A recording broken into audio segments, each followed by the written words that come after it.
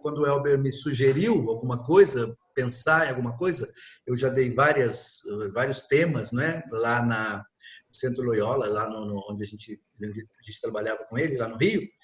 E aí eu pensei em uma coisa que é algo que eu acho que é muito bom, né, que nos ajuda bastante a sermos pessoas melhores e nos ajuda também a crescer, não apenas na inteligência, no saber, mas principalmente na nossa vida, na humanidade, que é justamente o tema que eu proponho, que é a história da arte no Ocidente, das catacumbas a Bizâncio.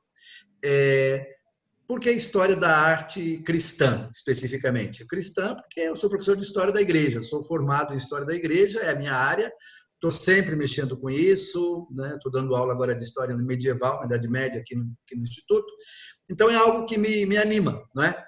Então, nesse sentido, eu falei, eu acho que vale a pena a gente trabalhar. Então, vou dar depois umas pinceladas sobre o que vamos tratar, não é? Mas é isso, a história da arte no Ocidente, da arte cristã no Ocidente, das catacumbas a Bizâncio. A gente vai trabalhar um pouquinho isso então. Eu vou passar para vocês aqui, vou apresentar a bibliografia que eu tenho, né? Vamos fazer aparecer aqui a bibliografia, dividir com vocês aí. Então, acho que todos estão vendo ali, eu só vou aumentar um pouquinho mais, não acho que está bom assim. Não é? Então, a gente tem essas obras ali, que são as obras, digamos assim, que eu consultei, que são obras que podem ser usadas, as pessoas têm acesso a isso de um modo relativamente fácil, né? Se alguém quiser aprofundar os temas. Então, esse do Gombrich, esse aí diria quase que é um clássico, né? Eu tenho audiolivro, aliás, tem um e-book, mas tem várias formas de acesso, várias plataformas, tem também o livro físico, né? O outro autor, o Jansson, Iniciação à História da Arte, é mais simplesinho, mas também é muito bom. Tem esse em espanhol, que se encontra também mais em bibliotecas, mas é uma obra também bastante interessante, Juan Plazaola, História e Sentido del Arte Cristiano, da BAC. BAC é a Biblioteca de Autores Cristianos, é espanhola. Isso aí, infelizmente, aqui no Instituto nós temos, na nossa biblioteca. Inclusive, eu usei aqui, né? Um outro livro que saiu já faz 9 anos, esse da Mariane, Ceci Mariane, e da Mariana Vilhena. Teologia e Arte, das Paulinas. Também são vários temas, é uma coletânea de artigos, elas são as organizadoras. Bem interessante esse livro também, né? Um outro que eu uso e também achei interessante, mas é mais ligado à arte bizantina, que são de ícones, mas eu já citei aqui, provavelmente a gente não vai chegar lá agora, mas até o final desse curso a gente vai citá-lo também, provavelmente. É do Hans Belting, Semelhança e Presença. É um livro que trata especificamente dos ícones, né? Da espiritualidade, da história, e é um livro bem interessante. Esse outro do Hauser, Sociologia dell'Arte, também é uma obra interessantíssima, importante, porque nos dá indicações muito importantes e interessantes sobre a história da arte. Esse Grabar, Levi dell'iconografia cristiana, italiano, não é francês, Antiquità e Medioevo. O outro é o Cláudio Pastro, famoso, falecido já, um cara assim muito uma fera na questão de pinturas cristãs, da arte cristã, pintura, escultura, arquitetura, um cara que realmente marcou a história, né, da arte no Brasil, da arte cristã no Brasil, arte sacra no Brasil, Cláudio Pastro, né? Uma outra obra, esse Pronal aqui, Figuras de Deus, a Bíblia na Arte, da Unesp. Também eu tenho esse livro interessantíssimo. E um clássico também, do Georges Duby e da Marianne Laclotte, História Artística da Europa, em 2 volumes, da Paz e Terra, São Paulo, deixa eu ver o ano, 2002. Né? Para a história da arte também, uma coisa interessante que a gente tem, que de repente tem que recorrer a ele, é algum livro que diga respeito aos símbolos, né? Então, eu tenho aqui comigo também eu até diria bastante simples, mas nos ajuda, e eventualmente vocês tiverem outros, podem também recorrer a eles, né? o que eu tenho é esse, sinais e símbolos, guia ilustrado das origens e dos significados, porque a gente vai usar muito, vai trabalhar muito com isso, né? Vamos ter uma partezinha rápida ali sobre os símbolos, tá? Muito rápido, mas é importante, né? Bom, ementa nós já falamos. O que nós vamos tratar? Então, aqui vai rapidamente os temas que serão tratados nesses nossos 5 encontros, tá? Arte, o que é? Vamos começar hoje. Arte e religião, arte sacra e arte religiosa. Uma definição rapidinho ali, não vai ser grande coisa, não dá, né? Os cristãos e o império. Por que eu vou tratar dos cristãos e o império romano? Ora, porque os cristãos, eles, a partir do ambiente, do contexto onde eles estão vivendo, interagindo, dali vai surgir a arte cristã. A arte cristã, ela é uma arte muito devedora da arte romana, que, por sua vez, é devedora também de outros povos, como nós veremos, né? Esse cristianismo no Império é um cristianismo também perseguido, então a gente vai ver rapidamente as causas da perseguição. A arte no Império Romano, como é que os romanos vivenciavam, viviam a arte. A gente vai ver, né, a pintura deles, retratos realistas, pintura e retratos realistas também. Depois um pouco da arquitetura imperial, por que tratamos da arquitetura imperial? Porque ela vai influenciar as igrejas, as basílicas. A própria palavra basílica, não é? Basileus, a casa do rei, do imperador, ela vem justamente do Império Romano, não é? Além de outras construções, como nós veremos. E aí sim, aí vocês viram, na quarta parte que vamos passar para a arte paleocristã. Toda essa visão anterior, ela se faz necessária, né? E aí vamos ver um pouquinho o sentido da arte cristã, não é simplesmente pegar as pinturas das catacumbas e explicar cada uma delas, isso é até bastante simples, mas o que é que aquelas pinturas escondem? Qual é o espírito que está ali envolto naquela arte, naquela obra de arte, que alguns poderiam até dizer, nossa, mas são tão simples, não passa de umas pinceladas, de uns rabiscos, não é? No entanto, tem todo um sentido para isso ali. Vamos esperar isso que está aparecendo à toa aqui. Depois, um pouquinho também a pergunta que se faz antes de ver as catacumbas, etc.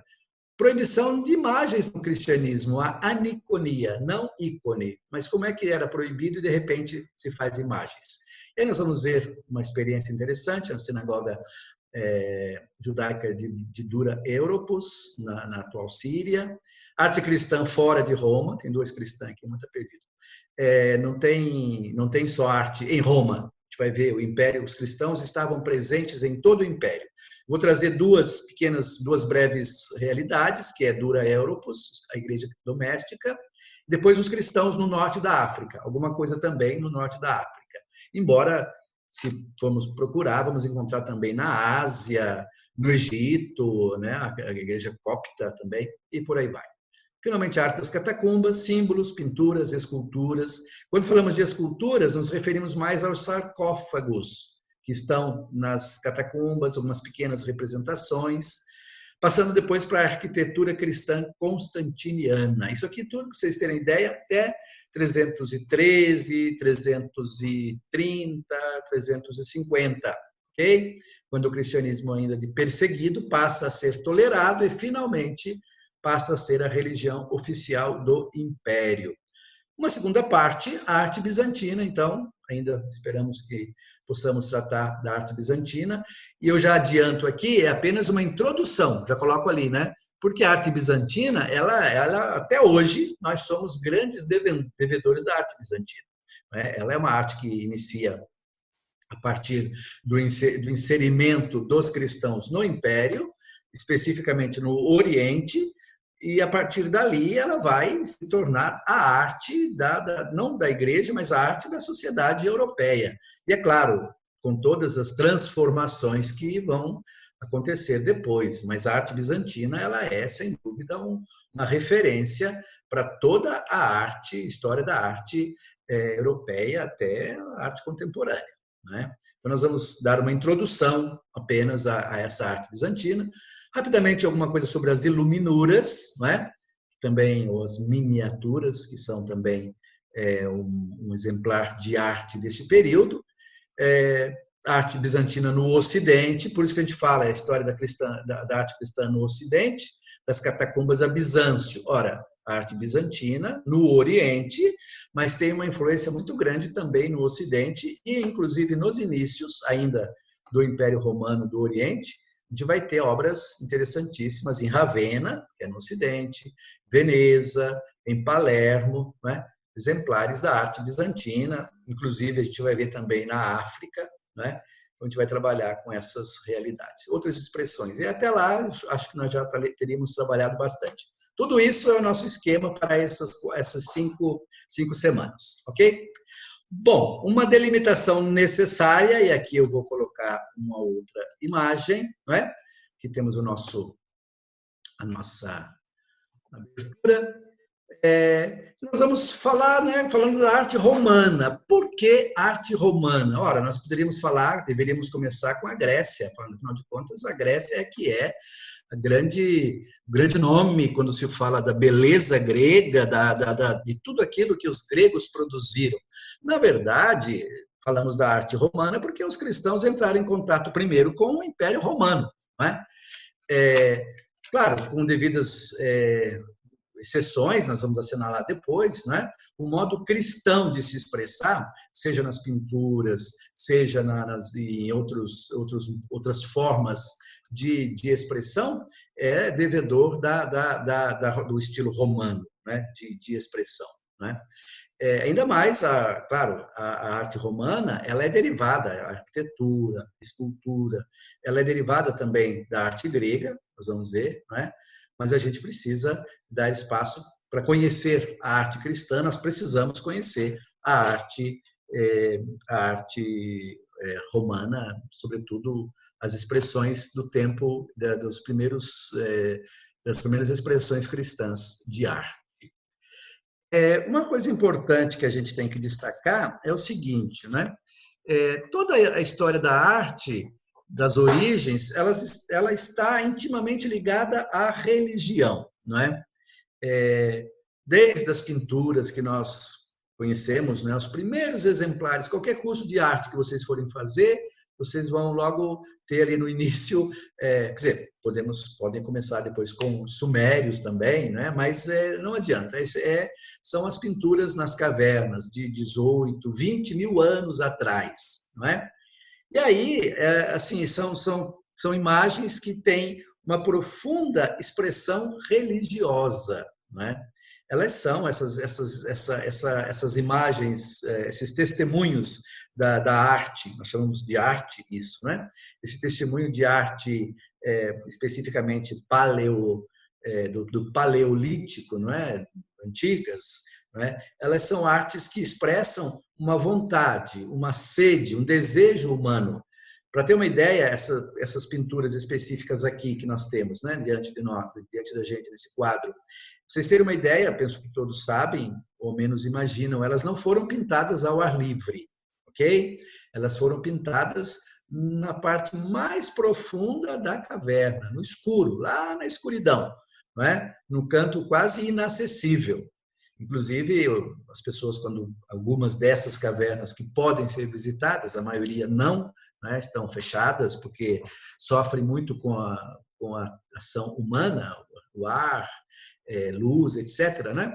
Então, elas estão fechadas ao público, mas essas de Lascaux, especificamente, Altamira, na Espanha, Lascaux, na França, no sul da França, muito próximo da Espanha, e Altamira, no norte da Espanha, né? Depois também coloquei ali as pirâmides, elas são testemunhos dessa necessidade humana de expressão religiosa, elas não têm a intenção de serem vistas, elas não servem para decoração, elas não têm o sentido de uma beleza estética. O objetivo é religioso, o objetivo é cultual, o objetivo é mágico. Eu vou citar muito rapidamente, no caso destas pinturas, ao fazer estas pinturas, né, a pessoa, tanto que vocês podem ver que há várias sobreposições. A gente tem, deixa eu só pegar aqui uma coisinha aqui, não é? Percebam que tem sobreposição aqui, não é? Tem uma vaca enorme aqui, é uma vaca já extinta, esse animal já está extinto, mas é um antepassado dos bois atuais. Tem um cavalo aqui, aqui também é um bicho, parece um cavalo, uma vaca, alguma coisa, mas tem alguns, estão percebendo aqui, não é? Ou seja, não é uma pintura simplesmente, são várias pinturas, várias camadas, várias pessoas que pintaram em cima. Ou seja, quando se pintava uma dessas pinturas, segundo aquilo que hoje se estuda, se analisa, não é? Muito provavelmente o pintor ele estava fazendo uma espécie de quase uma magia, no sentido de que ao pintar aqui este animal, ele tinha o controle daquele animal que estava lá fora. Tanto que existe alguns desses animais que estão atravessados por lança, né? Então, muito rapidamente é isso, quer dizer, ele tem um sentido religioso, tanto que uma vez que ele pintou esse animal, foi à caça, esse animal já não tem mais sentido para ele. Então, é deixado de lado, aí vem o outro, ele pinta um outro animal aqui, em cima daquele, ele não está interessado mais nesse, esse aqui já deixou de existir. É como se fosse assim uma forma de capturar este animal através da pintura. Né? Também esse aqui. Sim? Só está aparecendo o texto, a imagem não está aparecendo já. É só... Isso que eu ia falar. Não está aparecendo nada. O que é que está havendo? Onde é que está a imagem? Só um momentinho. Tá, vamos voltar ao sentido. Um momentinho só. Vamos lá.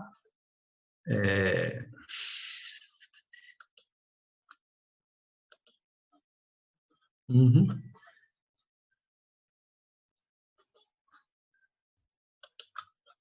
Vocês não estão vendo a imagem, né? Vamos lá. Share screen. Tá. Estão vendo agora?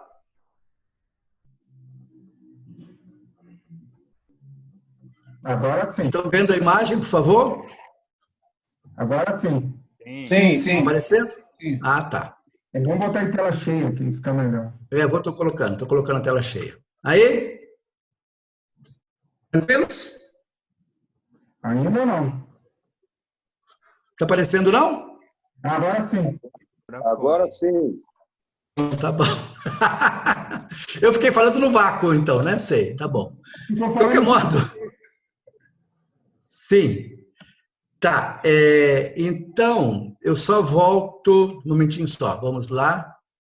Estávamos falando, então, dos cristãos e a arte em Roma, já falamos disso, né? Aqui, então, essas pinturas, muito rapidamente, né?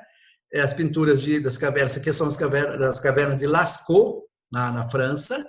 Então, essas pinturas, elas têm um sentido mágico para a pessoa que pinta, ok? Para ele pintando este animal, é uma forma dele prender, dele caçar esse animal, dele possuir e dominar esse animal que estava lá fora da caverna, que ao mesmo tempo em que era um alimento, também era um perigo à vida dele. Então, ele se sente, de um certo modo, possuindo tendo poder sobre esse animal, através da pintura. Essa é a leitura que hoje os antropólogos, os entendidos da arte fazem, não é? Como eu falei aqui claramente, voltando à questão básica, a arte ela é feita nas origens, isso vai depois continuar, nós somos, por mais que estejamos no século XXI, nós somos devedores e pensamos em muitos aspectos como os nossos antepassados, em vários sentidos, nós sabemos disso, né? Com certeza sabe melhor do que eu.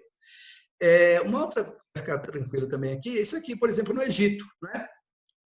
Essas pirâmides, aliás, se alguém depois tiver alguma intervenção, tá? Alguma coisa que não entendeu, eu falo muito rápido, eu sei disso, mas também o curso, depois esse material vai ser disponibilizado para vocês, no final do curso, já está sendo disponibilizado através da gravação, né? Mas a gente também pode, eventualmente, deixar algumas coisas mais claras se tiver alguma dúvida. E também, já digo, no final da aula, vou deixar 15 minutos para a gente poder também trocar umas ideias, alguma questão que surja, tá bom? Então, voltando à questão então, da arte como algo religioso, as pirâmides, não é? As pirâmides do Egito, a gente, para ter uma ideia, vocês acho que sabem, né? São uma das coisas mais estupendas que o ser humano pôde produzir há cerca de 5.000 anos atrás, imaginemos, são imensas, né? Com obras de arte tremendas ali dentro, que eram feitas para ficar escondidas, né? Só o ser humano normal, moderno, é que teve acesso a essas obras de arte. não é? As pessoas que faziam essas obras, elas mesmas não ficavam contemplando, não eram para serem vistas, contempladas pela beleza. O sentido era outro, o sentido era religioso, não é? Aqui tem um outro slide que eu acho que é interessante. Já ouviram falar do livro dos mortos, não é? Do Egito. É o livro, uma espécie de um manual que existia, em que indicava às pessoas, principalmente aos nobres, aos mais poderosos, à classe dirigente, né? Indicava para eles o caminho que ele deveria seguir após a morte. Então, o livro dos mortos, ele era enterrado, ele era colocado junto à múmia, né? E ali tinha toda a descrição da vida da pessoa após morte e, eventualmente, imaginava-se qual seria o futuro dela após a morte, né? E aí eu tenho uma explicação de uma bem interessante, que essa aqui é uma delas, né? Percebam que tem aqui uma pessoa, que é o morto, tem inclusive o mesmo rosto que tem aqui, está aqui, provavelmente aquele já está transformado numa deidade, uma divindade, e ele vai ter tem o seu coração aqui, que está sendo pesado na outra balança está uma pena, que não parece, mas é a pena de um ganso, de uma deusa. Fica melhor essa outra imagem aqui. Esse aqui é o livro dos mortos do escriba Hunefer. O escriba, que é esse personagem aqui, ele era um personagem muito, muito importante, né? Eu só vou trazer uma outra luzinha aqui. Estão me acompanhando, tranquilos? Só para ter uma ideia? Sim? Sim, tudo bem. Então tá ótimo. Então, a gente tem aqui esse papiro, né? Que, como eu disse, ele era enterrado junto com o morto. Aqui, para a gente ter uma ideia, esse é o personagem, o Hunefer, 1375 a.C., é um escriba. Como eu falei, os escribas eram personagens importantes no grupo administrativo, burocrático, né? Ele é levado pelo deus Anubis, que é o deus do reino dos mortos, né? Deus Anubis, para ter o seu coração pesado. Aqui está o coração dele, ok? Aqui está a pena da deusa Maat, não é? Uma pena de ganso, não é? Na verdade, a gente assim, cada um desses personagens tem um papel na história, né? Anubis, como eu falei, é o deus dos mortos.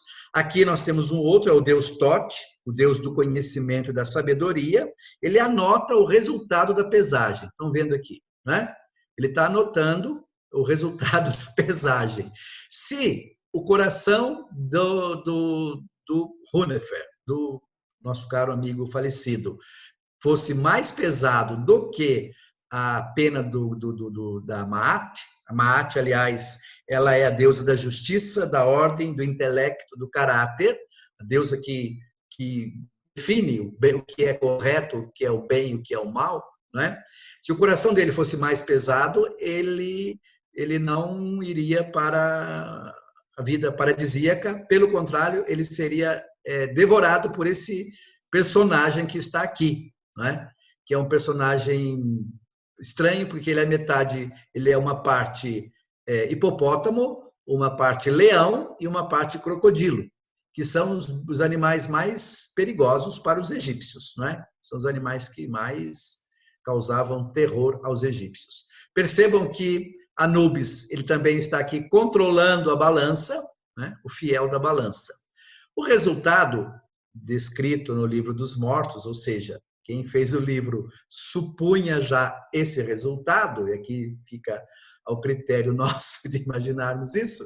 Aqui está o nosso personagem, é o mesmo que estava aqui, ele está aqui, está sendo apresentado por Horus, o deus Horus. Horus tem o rosto, tem a face de um falcão, porque ele é o deus que tudo vê.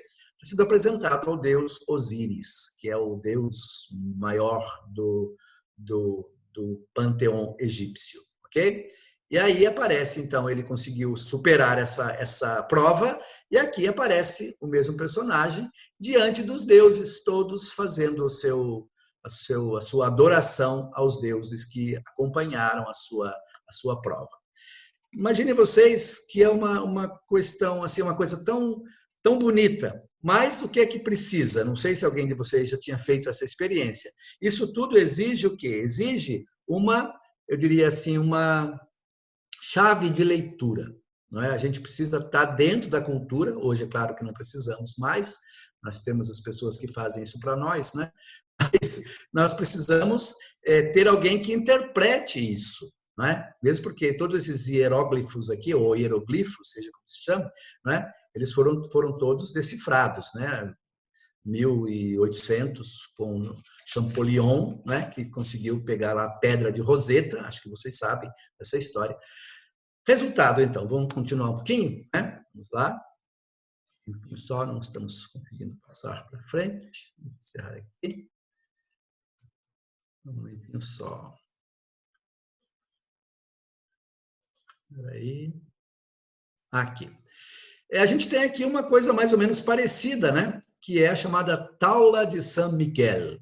Taula é uma tábua, é uma placa, né? Da Catalunha do século XIII. E a gente tem aqui o anjo, né? Que também tem uma balança na mão, e temos o demônio, o bem e o mal. E aqui dentro está a alma do falecido, não é? E aqui está o mal tentando puxar para fazer com que ele possa, de fato, ter mais peso e ir para o inferno, vamos dizer assim. Né? Percebam que tem um personagem aqui, tem esse aqui, essa é a alma, o anjo, de um certo modo, está tomando a defesa desse personagem, e aqui aparece o mesmo anjo, ou é um outro que seja, né? Mas está entregando essa alma, né? Para quem? Para São Pedro. Né? Aqui São Pedro é representado por essa mão enorme, né? Com as chaves. Vejam bem, não existe aqui uma perspectiva, nessa pintura do século XIII, não existe uma preocupação com as medidas. Não é? A mão desse aqui é enorme. O importante é mostrar uma mão. E essa mão importante da mão, que são as chaves. Tem duas chaves aqui. Chave do reino dos céus. Essa criança aqui, esse personagem aqui, ele é apresentado como uma criança imaculada, sem pecado. Aqui está a porta, né? A porta do reino dos céus. Então, a gente, não sei se a gente poderia fazer, se não é um simplismo, mas fazer essa relação de uma arte colocando de hoje, né? De 5.000 anos atrás, com essa arte do século XIII, né? 700, 800 anos atrás, né? Que, de um certo modo, continua nesse espírito de representar uma arte que represente, de fato, valores religiosos e, no caso concreto aqui, valores cristãos. Não é? Outras questões importantes para a gente tocar, não é? Valeria a pena a gente fazer uma breve relação entre a arte sacra e a arte religiosa. Não é? O objetivo da arte sacra é o culto, é o ritual. Não é? É um objeto que, de certo modo, ele ultrapassa o racional.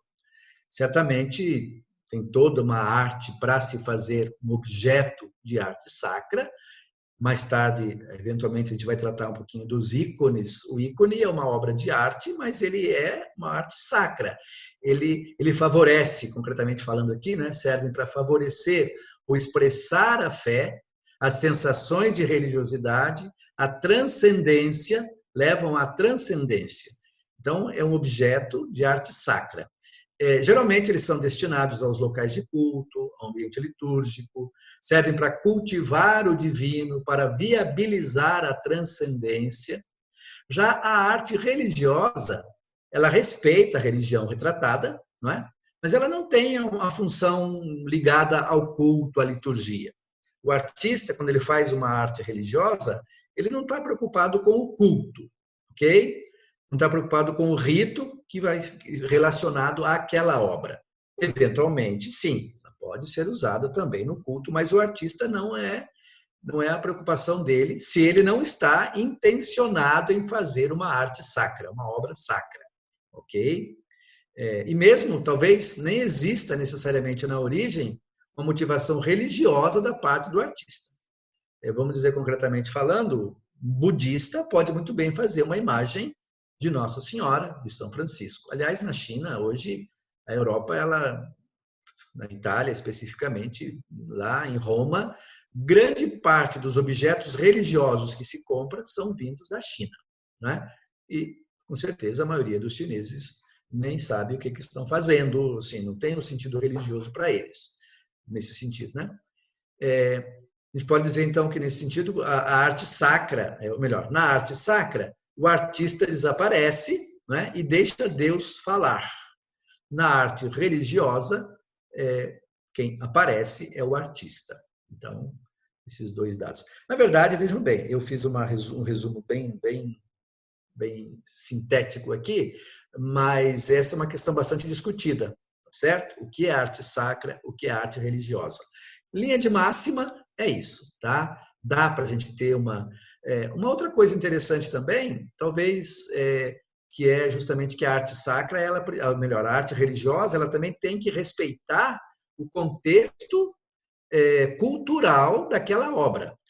Por que eu digo isso? Um caso concreto, não é? 1500, 1600, um personagem famoso, se um dia a gente chegar lá, tratar também dele, Caravaggio, não é? Michelangelo Merisi da Caravaggio. Ele era um grande artista, um grande pintor, não é? Famosa a luz de Caravaggio, etc. Né? E aí, de vez em quando, algum cardeal pedia lá, especificamente falando, lembrando aqui da igreja de São Luís dos Franceses, né? A igreja dos franceses, pediram ele que pintasse lá São Mateus, escrevendo, né, a Bíblia lá, escrevendo o Evangelho de Mateus. Ele fez um quadro, mas ele fez um Mateus tão, eu diria assim, tão humano, não é? Descalço, porque Mateus ele coloca especificamente ali, Caravaggio coloca um homem da Palestina, meio assim rude, não é? Que está escrevendo, mas nem tem até um anjo que segura a mão dele para ele escrever. Não sei se vocês têm essa imagem, se alguém já viu, não é? Simplesmente não foi aceito, não é? Não estava dentro daquele contexto, o contexto religioso daquela obra religiosa não foi compreendido, né? Ele teve que deixar de lado e teve que fazer outro, né? Graças a Deus que não jogou fora, então a gente tem hoje os dois, dá para comparar. E assim com outras obras do Caravaggio, para dizer, né, que essa relação entre arte sacra e arte religiosa, ela é bastante complexa e tem muito que se discutir, ok? Muito bem, é importante, já que estamos falando dos cristãos, vamos tratar dos cristãos no Império, não é? Império, e aqui nós temos um mapa do Império Romano no ano de 117. 117 é o ano, essa data é a data poderíamos dizer quase que o auge do Império sob Trajano, não é? Em 117. E aqui a gente tem toda essa imensidão que era ocupada pelo Império. Por que eu gosto de mostrar o mapa? Porque a gente... Só vou pegar aqui uma outra coisinha para a gente poder também ir trabalhando. O cristianismo nasce aqui, ok? Aqui é a Palestina, a Judéia. Rapidamente ele se expande, as ilhas e tal, por aqui, por essa região aqui, e aí vai pingando, né? Várias áreas por aqui, não de uma vez, claro, não... Aqui e acolá vão surgindo, Roma também, Espanha também. Essa região aqui, no norte da África, a gente vai ter várias esculturas e outras coisas que a gente vai ver nessa área aqui. O Egito, claro, não só por aqui, mas por aqui também. Né? Então, o cristianismo está presente no mundo. Vocês imaginem a riqueza, a grandeza, eu diria, a diversidade de povos que estão em contato com o mundo greco-romano. Ok? Os cristãos, eles estão assim diante de um mundo tremendamente diversificado, plurimulticultural, diante do qual eles vão ter que se impor também a partir da sua religiosidade, a partir da sua fé, a partir dos seus princípios. Ok? Então, eu acho que esse mapa mostra bem para a gente essa realidade do império, não é? Como eu disse, o auge do Império é o ano 117, a gente vai ver um pouquinho o processo através do qual se chegou ali. Né? Só, vamos lá. Então, a presença cristã no Império, não é? O cristianismo, né, nasce ali na Judéia. Até 313, a gente vai ter um cristianismo perseguido. E eu digo bem claro aqui, não perseguido duramente, de todos os modos, o tempo todo, ok? A gente começa com a perseguição sob Nero, né? Nos anos 60, um pouco 65, 70, uma perseguição que os cristãos acabam sendo mortos porque foram usados como bode expiatório por Nero, né? Mas a partir dali eles vão aos poucos se desenvolvendo, o grupo vai crescendo, vão acontecer perseguições esporádicas, né? Dependendo do imperador, dependendo a gente vai ver os motivos das perseguições, né? Mas o cristianismo vai passar durante todo esse tempo, até 313, numa situação de insegurança. De 313 a 380, a gente vai ter um cristianismo tolerado, não é? O cristianismo, Constantino se converte em 313, embora ele só vá se batizar em 336, né? Mas ele assume o cristianismo, tolera, o cristianismo vai ser, quando eu digo tolerado, eu digo assim, quase que já até privilegiado, mas ainda não é a religião do Império. Vai ser a religião do Império em 380, né?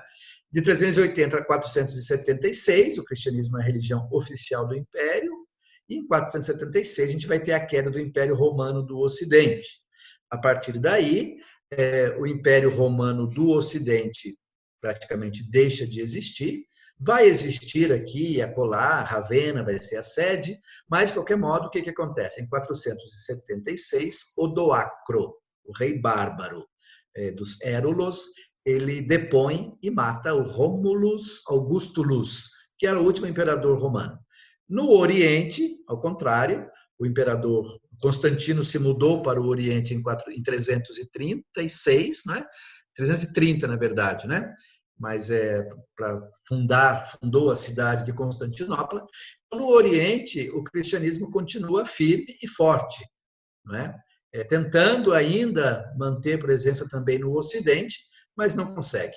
Não consegue, então são os bárbaros que vão tomar conta, aos poucos os bárbaros vão se unir à igreja, e aí nós vamos ter já a Idade Média, mas, de qualquer modo, os cristãos, o que nos interessa, então, até 476, um pouquinho mais, 500, porque o cristianismo ele vai passar, através desse momento da tolerância, a religião oficial do Império, até a queda no Ocidente, vai produzir arte, ok? Vai produzir as suas igrejas, arquitetura e por aí vai, né?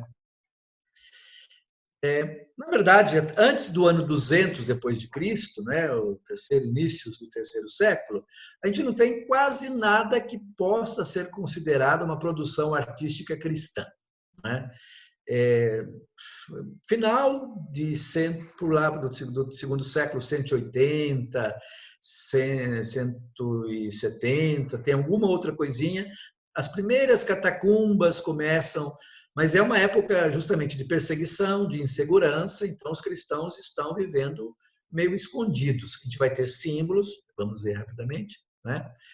A partir de 200, ainda durante as perseguições, já vamos começar, os cristãos já começam a produzir alguma coisa, principalmente, de novo, nas catacumbas. Por quê? Porque é perigoso ser cristão, é perigoso mostrar o rosto como cristão, é perigoso, não é, dizer que você está, etc., dizendo que você é cristão, né? Com a liberdade constantiniana, apoiados e incentivados pelo poder estatal, já assim que Constantino assume, ele já vai dar terrenos para ajudar a construir igrejas, por aí vai, e aí também obras de arte, né? Vai cada vez mais se intensificar, a partir de 313, tá? E a partir de meados do século V, 450, vai se estabelecendo um estilo próprio de arte, que vai ser justamente a arte bizantina, ok? Rapidamente aqui, é importante, desculpem esses dados, mas a gente precisa conhecer para entender como é que os cristãos no Império produzem arte, né? A gente vai ter, então, o Império Romano, ele entre 27 e 31 a.C. se estabelece o Império. 31, Otávio Augusto é aclamado o primeiro imperador, o César. Aclamado aqui, na verdade, ele vence Marco Antônio, né, o seu rival, junto com Cleópatra, na batalha lá do Diásio no Egito, né? E aí é o único que manda no Império e se torna o ditador César, né? Jesus nasce durante o reinado de Otávio, né? A partir daqui, a gente vai usar a denominação DC, depois de Cristo. Sobre isso também tem muitas discussões, era cristã, era comum, por aí vai. Eu uso o tradicional, DC, porque a maioria dos livros, a maioria das obras todas continuam usando DC. Eventualmente, vocês podem encontrar de um outro modo, mas é depois de Cristo e antes de Cristo, AC. O sucessor de Otávio foi Tibério, né? Reinou de 14 a 37. Jesus morre, ele é assassinado sob o poderio de Tibério, né?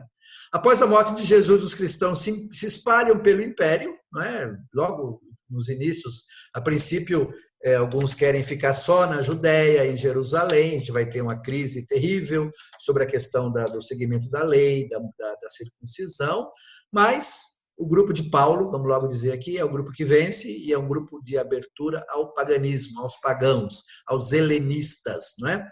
A circuncisão que vale é a circuncisão do coração. E aí, diante de um mundo extremamente politeísta, com todos os deuses e deusas, mitos, culturas, povos, línguas, o cristianismo vai se estender, né? Sai de Jerusalém, deixa a sinagoga e vai a esse mundo tão rico e tão plural. Quando eu falo politeísmo, é importante lembrar o seguinte: politeísmo, a gente costuma dizer pagão, povo pagão. Pagão, às vezes, tem a impressão de que é um povo que não tem religião. Pelo contrário, o povo do mundo greco-romano era um povo extremamente religioso, né? Cada um com a sua concepção religiosa, a sua forma de acreditar num ser superior, na sua relação com o transcendente, né? Mas não tenha dúvida, né? Era um povo que tinha, de fato, aquela relação do que nós conhecemos como religião, religare, né? Uma religação, essa união, essa proximidade com algo maior do que nós, né? Então, isso era muito forte. O cristianismo é uma das religiões a mais nesse mundo todo. A gente vai ver como é que era a vivência desse mundo politeísta, né? E se tratando especificamente de arte, então, os romanos, nesse mundo tão pluricultural, multicultural, eles entram em contato com uma riqueza imensa, né? Com povos que traziam uma antiga tradição em termos de expressões artísticas, as mais variadas, como os egípcios, os gregos, os etruscos, vários povos do norte da África, que, apesar das dominações dos impérios, mantinham também muita coisa própria, né? Inclusive a própria língua, em vários casos, né? Toda essa bagagem cultural é que vai enriquecer as expressões artísticas romanas, ok? Importante destacar, né, por que os cristãos eram perseguidos, por que eles ficavam nos as catacumbas, nas catacumbas se podia desenhar, se podia usar símbolos e outros lugares não, Então, uma das coisas interessantes para a gente destacar aqui, um dos elementos mais importantes para a perseguição aos cristãos é a intolerância cristã, não é? No mundo politeísta, em que cada um tem a sua religião, pode ter a religião que quer, pode ter quantos deuses quiser, pode seguir quantos deuses quiser, não é? Os cristãos, eles chegavam a dizer, não, o nosso Deus é o único, é o nosso Deus que vale, não tem outro Deus além do nosso, não é? Ora, isso era uma pretensão muito grande dentro desse mundo tão politeísta e tão tolerante como era o mundo greco-romano, em termos de deuses, né? Então, isso tudo fazia com que os cristãos, um primeiro elemento justamente dessa intolerância, os cristãos não eram muito bem vistos, eram pessoas meio estranhas. Um aspecto importante é o próprio politeísmo. O cristianismo rejeita. O cristianismo é monoteísta, da tradição de Jerusalém, judaica, hebraica, não é?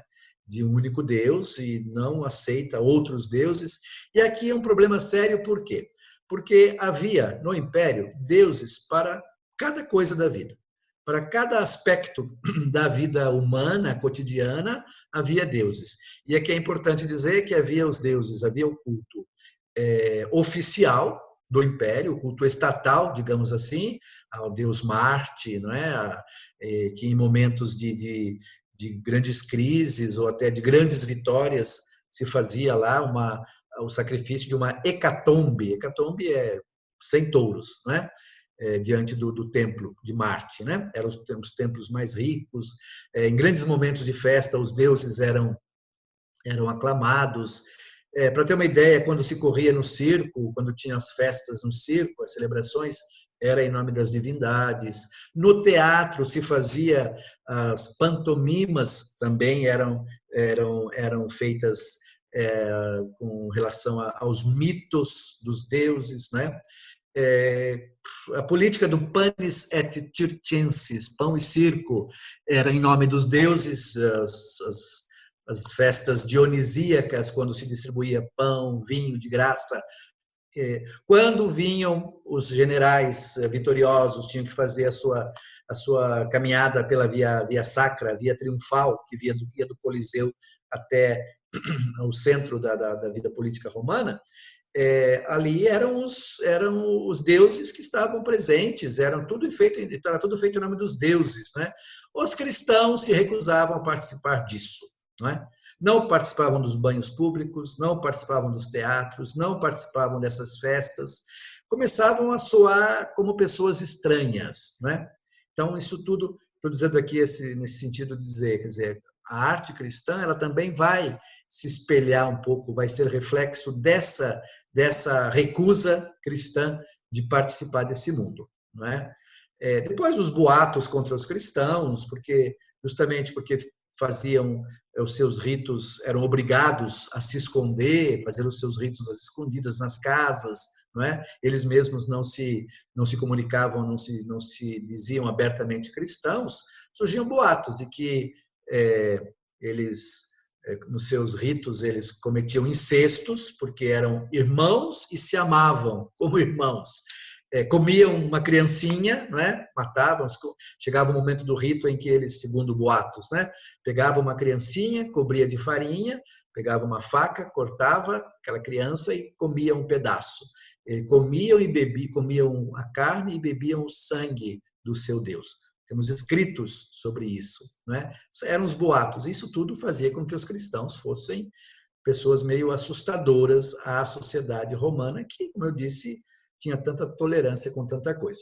Outra questão, os ataques dos filósofos, que começam também a escrever livros sérios. Um dos mais duros ataques contra os cristãos são os ataques do filósofo Celso, que escreve o livro Cata Christianon, contra os cristãos, não é? Que vai exigir depois a defesa da parte dos cristãos. Vários autores cristãos, os apologetas, vão escrever contra vão defender os cristãos, né? Aqui nós temos uma figura, Augusto de Prima Porta, né? Uma cópia, não é original, mas temos ali depois guardem esse aí que a gente vai ver um pouquinho alguma coisa sobre ele. No Império, então, a Grécia, ela é herdeira da arte egípcia. Os gregos, eles herdaram muita coisa do Egito. Não vamos aprofundar isso, não vem ao caso, mas o modo de conceber a arte, embora não pareça, mesmo porque os egípcios, aquele modo deles, né, muito, muito plano assim, mas os gregos, eles admiravam, tinham comércio, trocavam coisas, né? Então, eles conheciam muito a arte egípcia, então, eles herdaram muito da arte egípcia, né? Então, ela é herdeira da arte grega e também da arte etrusca. Os etruscos são um povo que foi dominado pelos romanos no terceiro século, da região onde hoje é o norte de Roma para cima, né? Toda a região norte, seguindo ali onde hoje é a Toscana, e em alguns casos os etruscos chegaram quase ali a chamada hoje Lombardia, um povo bastante guerreiro também, se expandiram, tinham uma cultura própria e acabaram sendo dominados pelos romanos e foram justamente também, tiveram uma influência grande no estilo próprio da arte romana, embora os romanos tenham criado, a gente vai ver o seu próprio estilo, né? Uma questão interessante é que os romanos eles são um povo de soldados e camponeses, né? São pessoas práticas, são ligados às questões imediatas da vida. Eles admiravam a filosofia grega, né? Mas não geraram grandes filósofos. Tem retóricos, grandes pensadores, mas grandes filósofos hoje se discute. Roma tem estrategistas, generais e grandes arquitetos, não tem filósofos, né? E aí, uma frase que alguns historiadores usam, os gregos consideravam que as coisas úteis deveriam ser belas. Os romanos achavam que as coisas belas deveriam ser úteis, né? Então, a preocupação dos romanos, isso não quer dizer que não realizaram arte. Os romanos têm muita arte. E vamos ver o específico, né? Daqui a pouco. Aqui é bom saber por que os gregos são, de um certo modo, a referência da arte em tantos povos ainda hoje, né? Basta dizer que essa parte em vermelho aqui é onde os gregos dominaram, até o terceiro século, né? Então, quando a gente fala de Grécia, não vamos pensar só aqui o que é hoje a Grécia, aquele país pequenininho que ultimamente andou aí nos últimos anos passando um perrengue danado, né? Economicamente falando. Não, a Grécia, nesse período, era muito mais do que isso, chamada quase a Macedônia, e aí aqui essa parte em vermelho mostra justamente a parte em que ela dominou. Vejam bem aqui o sul da Itália, nós temos hoje aqui Nápoles, né? Nós temos obras belíssimas, templos muito bonitos aqui nessas regiões, etc., né? Sardenha aqui na Córcega, imaginem vocês aqui, o norte, desculpa, todo o sul aqui, Marsella hoje, aqui, né? Nice é Nike, a deusa da vitória, né? No sul da França, essa região da Península Ibérica. Então, a gente tem assim, uma importância grande da presença grega nessa região toda ali, que vai depois serão dominados pelos romanos, e, por sua vez, os romanos dominam os etruscos também, né? Na verdade, a primeira dominação romana é sobre os etruscos. Roma está aqui, né? Tem os povos que eles vão, na verdade, os latinos, os sabinos, mais ou menos a história de Roma, né? Então, Roma vai dominando este povo aqui, que eram justamente os etruscos. E eles conseguiram, num período da história, né? Eles dominaram toda essa área aqui, que é a região Milão é nessa área mais ou menos aqui, Veneza é aqui. Então, toda essa parte em cinza havia sido dominada durante um tempo da história pelos etruscos. Os romanos dominam esse povo todo e trazem dos etruscos também elementos importantes para a arte romana, para a construção, para a arquitetura romana, não é? Roma, na verdade, ela vai trazendo. Os romanos eles não têm nenhum problema de trazer elementos, de até copiar, seria mais ou menos como os chineses hoje, que não tem problema nenhum em copiar e melhorar algumas coisas, mas os romanos eles copiavam aquilo que achavam interessante, traziam, e aí na área da arquitetura traziam arquitetos gregos, não é, para fazer as suas obras. Isso já estou dizendo aqui a partir da dominação grega, né, sobre os gregos, a partir de primeiro século antes de Cristo, quando Roma vai aos poucos se tornando de fato uma potência, não é? Então Roma, digo não só Roma, mas no Império, não é? Mesmo também nas cidades do norte da África, os romanos eles vão construindo um modo novo de arquitetura. Na verdade, nas esculturas eles trazem muito dos gregos, os gregos usam, a grande maioria das esculturas gregas não eram em pedra, fique bem claro isso, eram em bronze. Eles eram excelentes pessoas trabalhando com bronze, mas a grande maioria dessas obras que estavam em Roma foram derretidas, muitas delas para fazer bala de canhão, né? Mas os romanos, antes de derreterem muitas dessas obras, várias delas foram copiadas. Então, boa parte das obras gregas que nós temos hoje, na verdade, que estão em Roma, não são originais, são cópias do quinto século, feitas no primeiro, segundo século depois de Cristo, né? mas isso demonstra também, então, essa beleza, essa riqueza. Os romanos admiravam, sem dúvida, a arte grega, né? Aqui, por exemplo, uma tumba etrusca, né? E eu mostro logo uma tumba justamente porque a arquitetura a arquitetura etrusca vai inspirar depois a arquitetura romana, não é? O arco etrusco, a gente vai falar um pouquinho daqui a pouco dessas obras, né? Importante lembrar o seguinte, os romanos, então, no Império, uma das coisas importantíssimas no Império Romano é justamente a preocupação em reforçar a sua legitimidade, o seu poder, mostrar as virtudes na representação do imperador, né? Então, as representações artísticas, as mais variadas, afrescos, esculturas, bustos, né?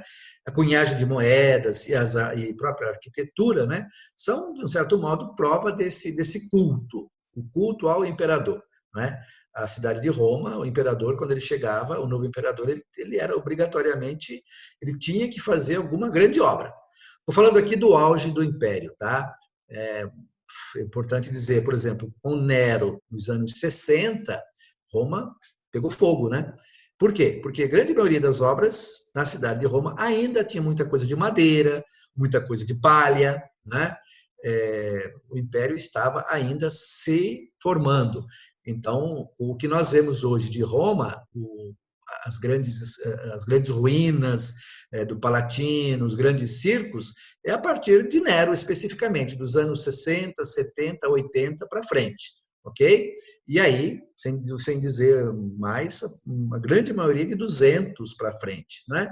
Que os bárbaros destruíram, muita coisa acabou sendo abandonada. Mas, então, Roma, os romanos, eles vão criando esse culto, né, às virtudes do imperador, da figura do imperador. O próprio imperador também ele era cultuado como um deus, né? Não do modo como imaginamos hoje, assim, que se acreditava que ele fosse um deus, mas é uma visão do mundo persa de que a autoridade ela tinha algo do divino, então ela podia ser, assim, de um certo modo, divinizada. O problema é que alguns imperadores exageraram, se tornaram quase semideuses e na sua loucura, e aí, justamente, em função disso, perdia-se ainda mais o sentido do culto ao imperador, né? Eu acho que eu trouxe para vocês aqui está, né? O Augusto de Prima Porta. As pinturas romanas, as esculturas romanas, as esculturas gregas, elas eram pintadas. Vocês têm no trabalho, no material de apoio que eu mandei para vocês, tem um artista alemão, que acho que é um vídeo de uns 2, 3 minutos, que mostra justamente o trabalho dele nessa pintura, né? Desculpa, nessa escultura. Ele com laser e com outras coisas microscópicas, raio-x e não sei mais o que, ele foi descobrindo as cores que estavam escondidas naquele mármore, ok? E aí se chegou mais ou menos a isso aí, né? Eu diria, olhando hoje, que parece uma coisa meio kitsch, né? Meio estranho assim, mas era o que era como se fazia. E vocês imaginem, na Grécia, aquelas estátuas na Acrópole, aquilo que sobrou, não é? Mas estátuas enormes em tantos outros lugares, todas elas pintadas, não é? Aquelas que eram figuras de mármore, eles pintavam, não é?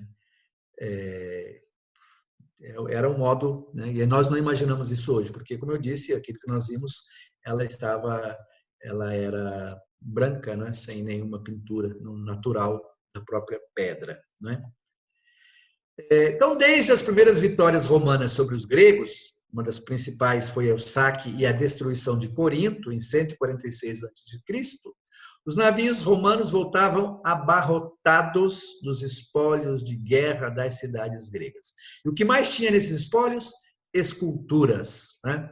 A estatuária grega, ela invadiu os jardins e os palácios romanos. Os gregos faziam, como eu falei, as obras em bronze. Os romanos começavam, tinha uma obra bonita, nem todo mundo podia ter aquela obra, então vamos fazer cópia. Então se fazia 1, 2, 3 cópias, e é o que nós temos hoje, né? Algumas cópias, porque o bronze, como eu falei, foi derretido, né? foi feito canhão, alguma coisa foi feita porta de igreja e por aí vai, mesmo porque quando o cristianismo assume, são figuras pagãs, são objeto de idolatria, então vamos acabar com elas, né? Pintura, nós temos pouco. A gente vai ver um pouquinho de Pompeia e Herculano, né? E aqui, essa estátua aqui é uma estátua grega em bronze, né? Foi encontrada num navio que naufragou no norte da África, na Tunísia. E nesse navio, esse navio estava abarrotado de esculturas gregas destinadas às mansões do norte da África, né? Para ter uma ideia da riqueza que é, porque o norte da África ele é chamado celeiro do império, até o Egito, né? Se produzia muito alimento, muito trigo especificamente, vinho, oliva, para o império, né? O norte da África. Aqui nós vamos ter a cidade de Pompeia, né? Falando da pintura. Então, assim, a expressão, por que eu vou falar de Pompeia e Herculano? Porque a expressão das pinturas, especialmente paleocristã, das catacumbas, elas têm assim um estilo muito parecido, com as devidas diferenças, com as pinturas de Pompeia e Herculano. Percebam que essa marca que tem ali, Pompeia e Herculano, acho que vocês conhecem a história. No ano de 79 a.C., o vulcão Vesúvio estourou, explodiu, né? E matou de uma hora para outra toda aquela população que habitava aquela cidade, né? No século XVIII começaram algumas escavações, né? Inclusive se começou até no lugar errado, porque achava-se Pompeia e Herculano eram à beira-mar. Hoje elas estão um pouco distantes do mar, porque a lava que caiu da montanha e os anos que se passaram, né, cobriram e deixaram a cidade longe da praia, né? Aquelas pessoas viviam quase à beira-mar, né? E, então eram vilas belíssimas, vilas de veraneio das pessoas mais ricas da cidade. Morreram todos. No século XVIII começaram essas descobertas e se descobriu, de fato, a beleza dos mosaicos, das pinturas, esculturas e, claro, evidentemente, os corpos também que estavam calcificados, né, com a cinza e com a lava. Hoje, quem visita essas duas cidades, Pompeia mais do que Herculano, consegue ali ver um pouco do horror que foi esse evento, mas também a beleza das obras que foram deixadas, né? Aqui a gente tem um pouquinho essas pinturas, né? Elas são de um estilo todo próprio, muitas delas têm todos esses digamos, esses detalhes deixados pelo tempo, mas muito bem preservadas, né? São pinturas em afresco. O modo de fazer o afresco nessas casas, não é? São casas dos patrícios, um ou outro edifício público. O modo de fazer é um modo muito, digamos, específico, né? Se passava, andei lendo sobre isso, quase 10 camadas de uma massa muito boa, né? E aí a última camada eram aplicadas essas tintas ali, e depois ainda se passava um outro produto para se dar um brilho todo especial. E percebam que mantém o brilho e a beleza. Outros dizem que o brilho também foi mantido justamente porque, como essas casas ficaram cobertas todo esse tempo, desde o ano 79 até o século XVIII, né? Embaixo, sem ar, sem nada, isso também fez com que elas fossem preservadas tão bem, né? A gente tem figuras que é mitologia, né? Especificamente aqui mitologia.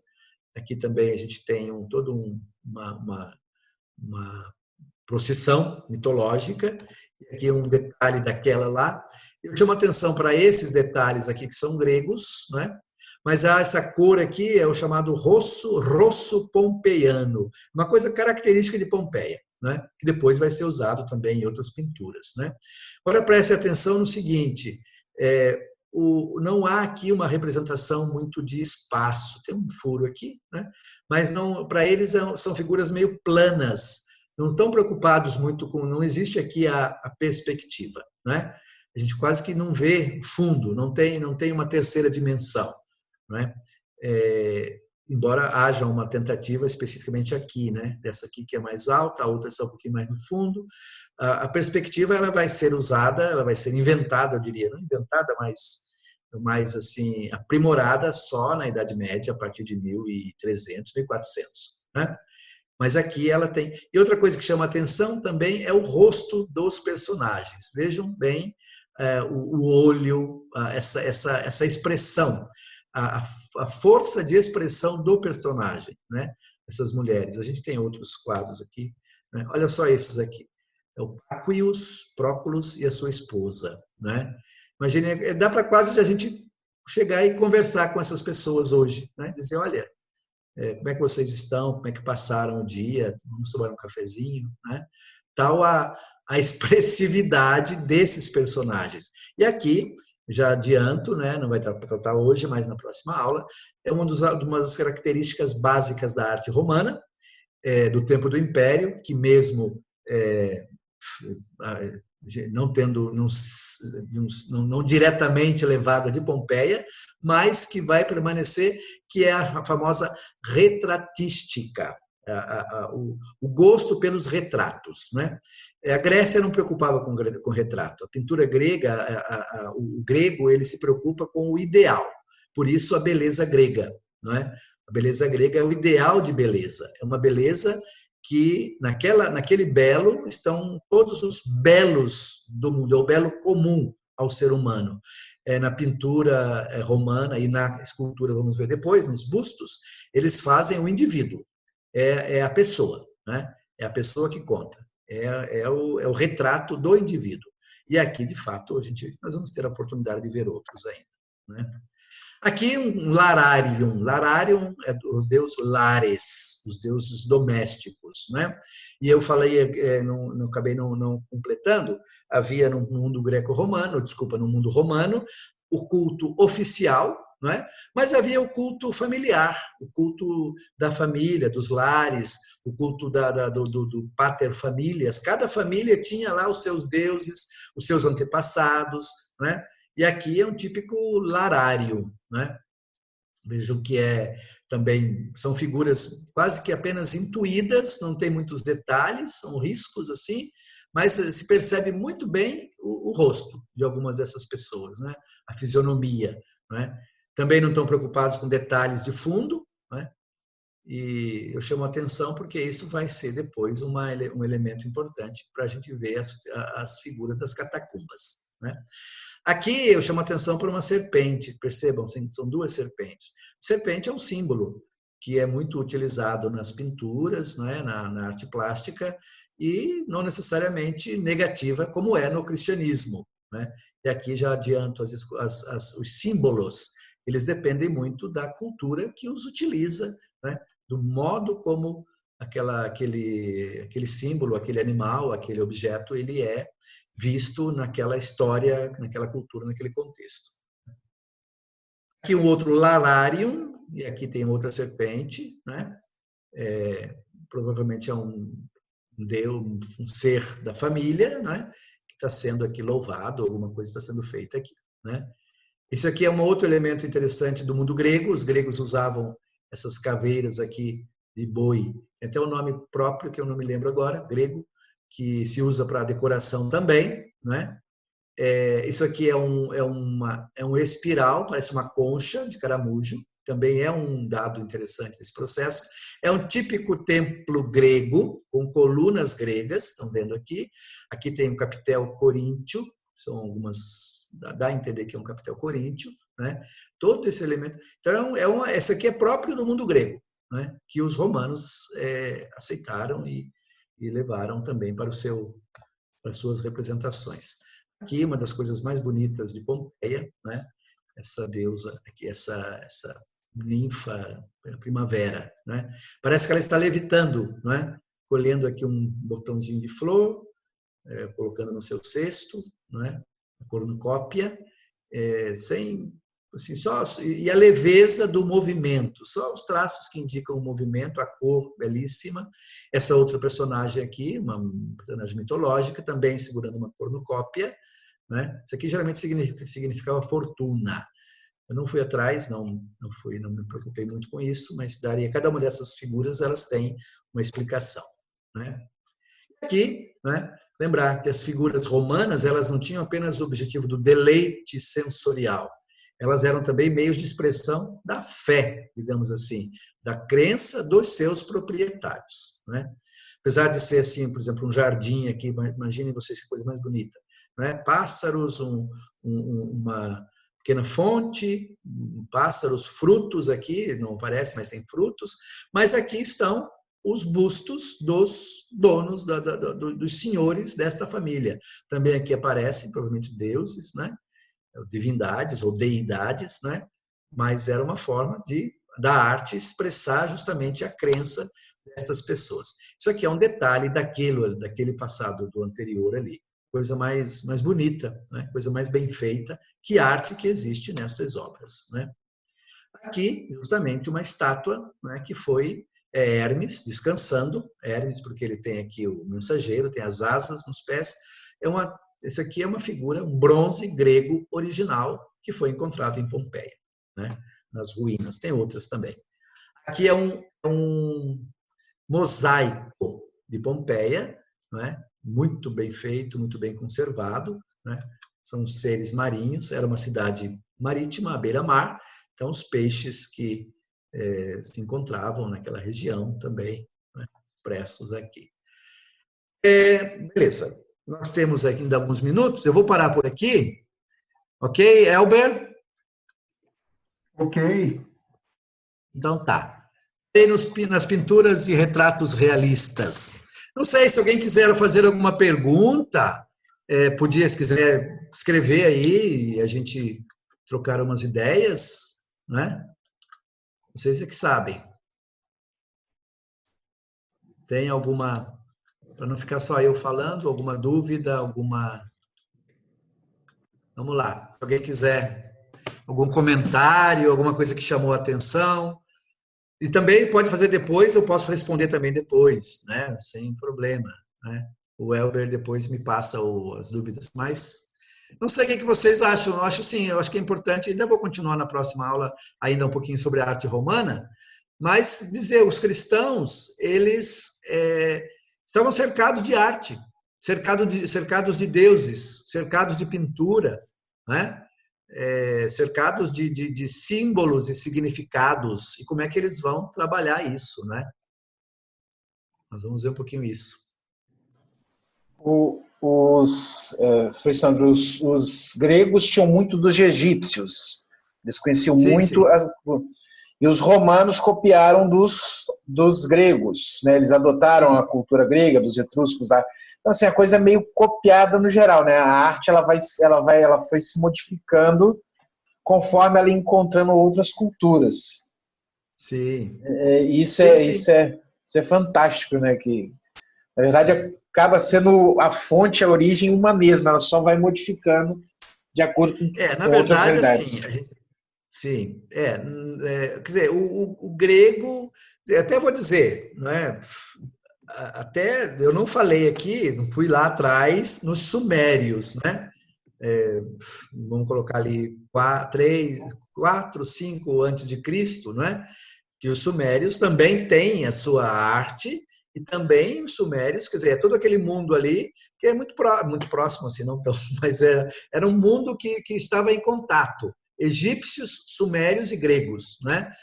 E o Império Persa especificamente, Alexandre o Grande, né, que domina tudo aquilo, a Macedônia, a famosa Macedônia, né? Praticamente forma todo um mundo muito próprio ali do mundo grego, e já mostrei ali todo aquele mapinha, todo mundo, a Grécia, ela dominava toda aquela região da bacia do Mediterrâneo, não é? De um certo modo. Então, ela se fazia presente. E quando eu digo dominava, tinha vilas, tinha casas, tinha moradores, mansões e, eventualmente, claro, as suas pinturas. Então, há um intercâmbio muito grande na bacia do Mediterrâneo de culturas especificamente, né? Não dá para a gente aprofundar aqui, mas... E, vamos dizer, os cristãos, ora, eles vão beber da fonte da arte romana, né? A gente vai ver depois um pouquinho. Tenho a impressão que quando a gente mostrou ali as figuras de Pompeia, alguns já devem ter pensado parecidas um pouco, alguma coisa que a gente viu nas catacumbas, né? Eu tive na catacumba de Santa Domitila e é bem parecido mesmo. É bem mesmo estilo. As guirlandas, eles não estão preocupados com a beleza física, a gente vai ver depois. Eles estão preocupados com o espírito, e depois aquilo está de novo. E por isso que eu digo, que nem as pirâmides e que nem a outras pinturas e figuras funerárias. A preocupação não era dos cristãos, não era a preocupação dos moradores de Pompeia, que é ter a beleza na sua casa para mostrar também para os seus convivas, né? Os cristãos não tinham essa preocupação. Os cristãos, a preocupação deles era uma preocupação espiritual, passar uma mensagem, principalmente para aqueles que estavam mortos ali, porque também não era um lugar de visita frequente, né? Era um cemitério, né? Então, muito raramente os cristãos vivos, não é que fossem visitar os cemitérios frequentemente, né? Eventualmente iam rezar, sim, para os mártires que fossem, né? Mais algum comentário de alguém? Alguma pergunta? Algum esclarecimento, eventualmente?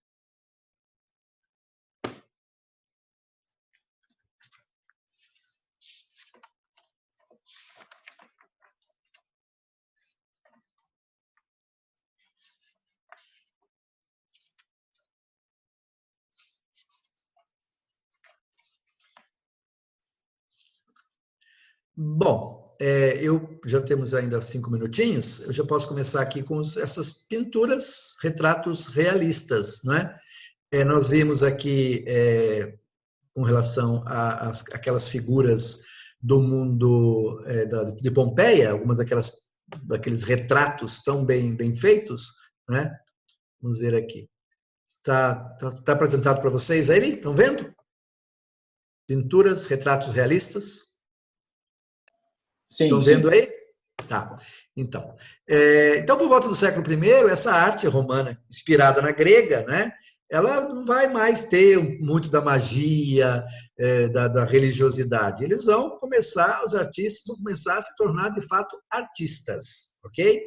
É importante lembrar o seguinte, no mundo grego e boa parte do Império Romano, antes do Império, né, os artistas não eram reconhecidos. Quem fazia a estátua, ele era até visto meio assim, meio de lado. Por quê? Porque era um trabalho manual. E quem fazia trabalho manual eram escravos, ok? Era o escravo, era o servo, né? A pessoa de bem, digamos assim, como se costuma dizer erroneamente hoje em dia. Ele não mexia com obra, com ferramentas. O negócio dele era o pensamento, era a ideia, era a poesia, era a literatura, a retórica, não é? Então, os artistas não eram reconhecidos, tanto que a gente não tem claro, tanto que aqui nós temos fiz questão de colocar, Doríforo de Policleto. Policleto é um dos poucos nomes que nós temos do mundo grego, do século V a.C., essa figura aqui. É uma cópia, mas uma cópia romana, também coloquei isso, né? Mas os artistas eles começam no Império a serem reconhecidos como tais a partir justamente do primeiro século, do primeiro tempo, nos primeiros anos do cristianismo, do Império Romano. Né? Por quê? Porque aí, já justamente em função da riqueza de Roma, do surgimento de uma classe mais alta, de comandantes, de uma burguesia mais poderosa, digamos assim, eles querem a arte pela arte. Então, para as suas mansões, para os seus jardins, e tem, de fato, coisas belíssimas, né? E aí, quem não podia comprar, mandava fazer cópias de obras famosas, né? Então, em Roma, tudo passava pela imagem. Todos os espaços públicos e privados das famílias patrícias estavam decoradas com estátuas, né? E aí vai se dizer, os intelectuais afirmam o seguinte, não é? Os intelectuais afirmam que a Grécia aprisionada pelos romanos, né, acabou cativando aquele que aprendera. Ou seja, os romanos venceram a Grécia, mas a Grécia acabou vencendo os romanos através das artes, através da filosofia, através do pensamento e até mesmo através da religião, porque a grande maioria do panteão romano é de origem grega, não é? Claro, também alguns orientais, sem dúvida, né? Então, como eu falei, o fato é que o Império Romano era um império de soldados, a finesse grega nunca foi uma preocupação, não é? Eram pessoas práticas e tudo que interessava a eles tinha que ser prático, não é? Assim, em Roma, a arte figurativa teve grande sucesso, não é? Isso em função, já falei, da religião doméstica romana, a religião dos lares, dos antepassados, das gens. Cada família era uma gens, né? A gens de César, a gens Flávia, a família dos Flávio, né? Então eles tinham que fazer o culto pessoal, o culto familiar, o culto doméstico, além do culto cívico, né, do qual os cristãos não participavam. Os cristãos não participavam dos cultos cívicos, né? Quando morriam paterfamilias, se fazia um molde com o rosto do falecido. A princípio era feito de cera de abelha ou de gesso, claro que não chegaram até nós, né? Mas aos poucos começa a se fazer de bronze, como esse aqui, ou de mármore, né? Esses dois personagens, vejam bem os detalhes, né, dessas imagens, são retratos, né? O grego nunca estava preocupado com isso. O grego não ia colocar essas rugas, essas cavas enormes aqui, né? Nem barba, provavelmente, sei lá, até faria, mas esse senho franzido de Caracalla, né? Isso aqui é um escritor romano, que eu não tenho o nome dele aqui, né? Isso aqui é Caracalla, não é? Tem outras mais interessantes ainda, por exemplo, esse aqui, né? Domiciano, que é Catão. Percebam assim, Domiciano, por exemplo, parece um banqueiro dos nossos dias, né? Um personagem assim. Ou seja, os romanos eles queriam ver a pessoa, né? Eles queriam fazer o rosto do cara, a identidade da pessoa. E aí o que como eu falei, muitas vezes, muitos desses se fazia no leito de morte a máscara mortuária. Depois daquela máscara se fazia o rosto, se fazia o busto, né? Havia pessoas especializadas em fazer isso, né? E esses rostos, especialmente dos antepassados, eles iam em procissão na hora do enterro de algum parente da família, da gens, iam em procissão no cortejo e se levava os bustos, as máscaras ou os bustos dos vários antepassados nessa procissão até o cemitério, né, até a necrópole, né?